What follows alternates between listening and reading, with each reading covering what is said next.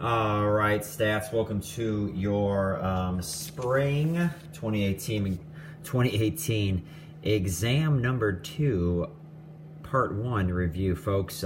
Thursday's test is all about the Z distribution, confidence intervals, and hypothesis testing. Today we are brought to you by in-house sponsors of Nature's First Energy Bar, Clementines, those sweet mandarin oranges, banana, brown rice pasta, a lovely Canadian brand, and Cliff Bar. All right, folks. With that in mind, let's take a look at number 3 from past data. It averages at least. At least means greater than or equal to. That means the ha is less than. This is a left-tailed test. If alpha is 0.0, this is going to be a quick video, folks. If alpha is 0.05, you got to use a negative 1.645. Z is equal to x bar minus the proposed mean divided by the standard deviation divided by square root of your sample size, which is all given in there. I know we can read. Z score is negative 2.11. That is in the rejection region. We reject HO. So the claim, which is HO, is false. Now if I look at the confidence interval, all right, there's the formula for the confidence interval. That's all my good information. 95% confidence interval, 1.96. is that Z star. All right, standard deviation divided by square root of n. My margin of error is $5,353.97. I add and subtract that to the sample mean, and notice that that is under 150K.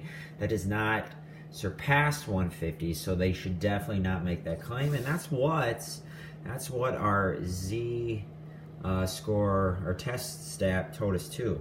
Notice though, if I did at 1%, it would not be in the rejection region. So it's kind of a close call, but they should not make that claim. Okay, they average under 150.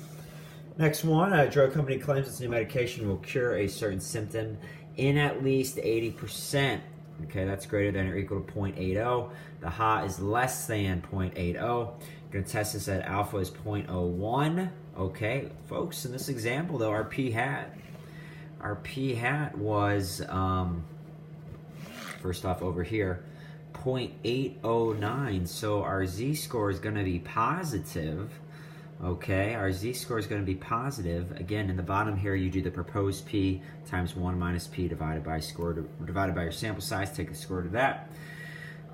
So we don't reject HO. I mean, they can make that claim with that hypothesis test. Now, folks, if I go over here and do my confidence interval, again, this is a 95% confidence interval for the mean.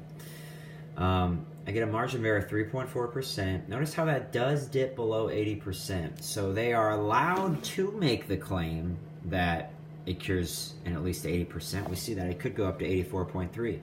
But will it undoubtedly do that? We can't say that for sure. It does dip below 80%. So this is an interesting, what happens here. Their test stat tells us that, their claim of 80% or more is okay, but the confidence interval does dip below 80%. So that's an interesting dilemma there. Folks, on the next page, we have talked about all those, so we're going to skip. Again, we did number 10 in class, folks. Sample size needed to produce, margin of error. Now, those are all within. That's the formula there. Z star multiplied by the standard deviation divided by 1. Square it. You always round up. Always round up to the next person. All right. 90% confidence interval. That's when alpha is a single tail at 0.05, 1.645. You've done that a bunch. This sample size is going to be a lot more. So 782.04, we will round that up to 783.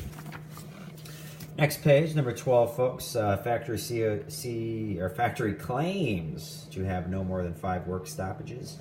No more than means less than or equal to. That's the claim. So the ha, the alternate hypothesis, is greater than 5. That's a right-tailed test. At alpha is 0.01, 2.33 begins my rejection region. I find the test stat 3.70, and that is solidly in the rejection region. So I reject HO, which happens to be the claim. The claim is bad.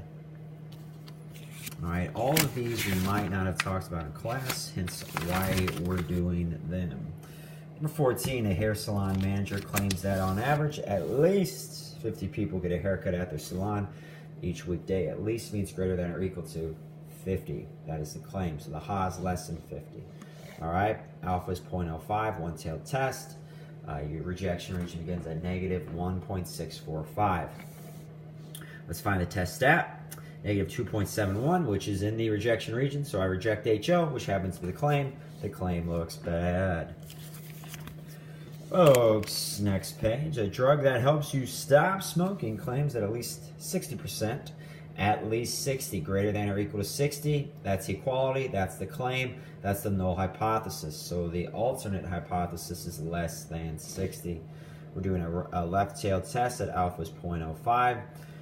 The rejection region begins at negative 1.645. Let's find that test stat. P hat 139 divided by 250 is 0.556, so it underperformed in this sample. Let's see if it underperformed by too much. Find the test stat. Did not underperform by too much, so it is in the non-rejection region. So we don't reject HO. We failed to reject the null hypothesis. So we're saying it's not guilty. So the claim looks okay. Even though they underperformed their claim of at least 60%, our proof wasn't that extraordinary to where we could reject it. Now clearly if we did 95% confidence interval, it would, you know, its low bound would definitely be below 60%. They can technically make that claim.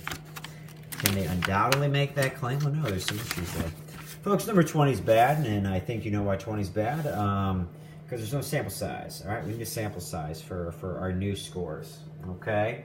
Which would be in the millions, you know, over a million, well over a million students take the SAT every year. I'm not sure the exact numbers. A drug needs to cure symptoms in at least 60% in at least, oh, this is a confidence interval, so I don't need to make hypotheses, all right? Let's find P hat.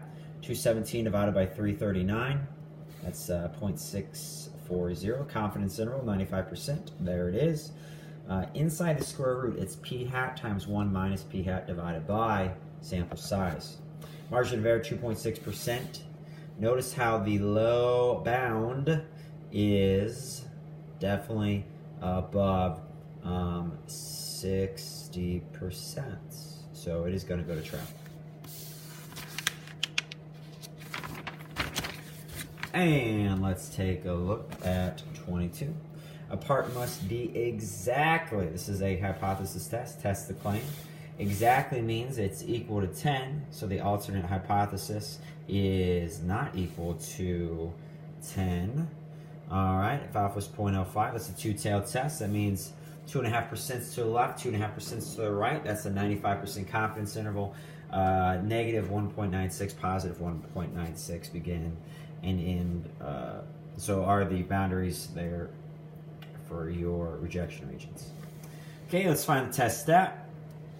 Test stat is 5.07. That is solidly in the rejection region to the right. You reject HO, so the claim of exactly 10 looks bad. All right, folks, that is everything you need to know for part 1, Thursday's first test. This is Yak Math Videos signing out.